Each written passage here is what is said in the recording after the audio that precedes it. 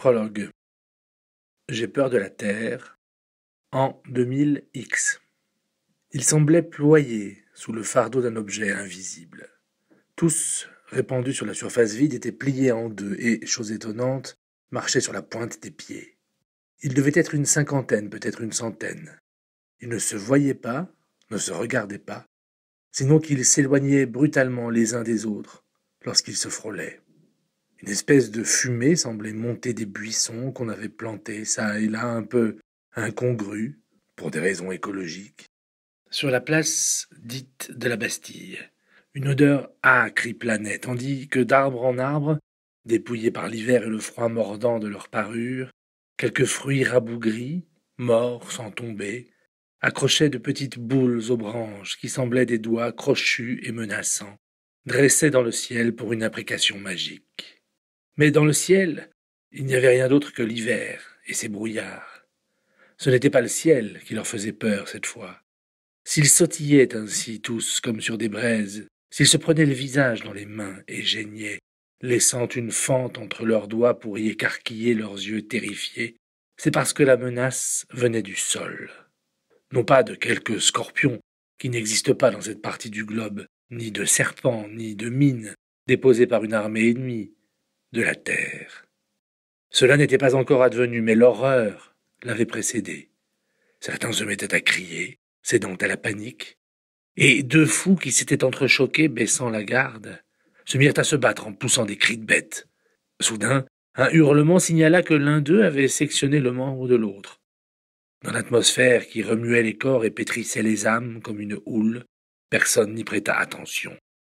Il n'y avait plus qu'un appel désespéré à la survie, vers où et qui. Le ciel, fût-il empli de Dieu, n'y pouvait plus rien, et rien de bon ne pouvait en descendre, quand bien même il se serait vidé de ses trésors.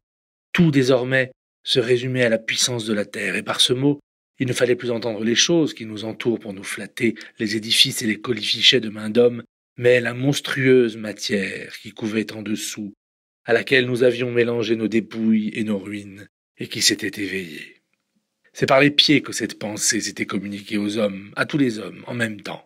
D'abord une sensation, un flux continu, mais renflé par intervalles, une vague qui monte jusqu'au cerveau et qui finissait par s'y transformer en courtes phrases. La terre me hait, la terre va se venger, la terre se prépare. Il y eut néanmoins un dernier leurre, une dernière illusion consolante. Longtemps, les hommes avaient oublié que le feu roule en dessous, et que leur destruction et leur souffrance désirée à l'extrême les guettaient juste après les froids mélanges minéraux et organiques.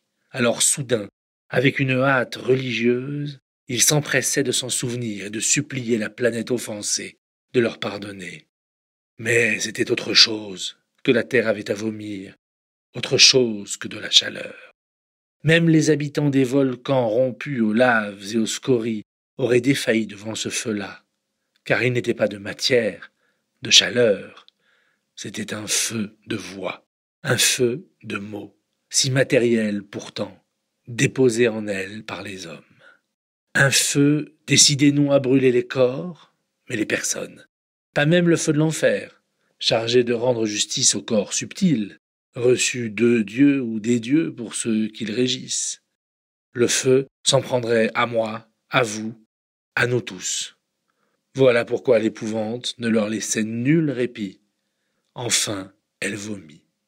Oui, la terre vomit.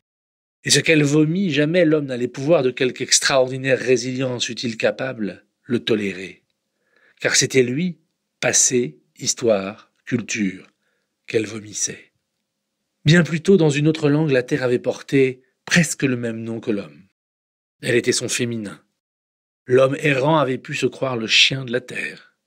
Leur destin, que ces deux mots avaient croisé et apparenté, venait de se disjoindre, avec tant de violence sous l'effet de leur dégoût mutuel, que les mots, ces deux-là et tous les autres avec eux, même dans les contrées lointaines, n'y résisteraient pas.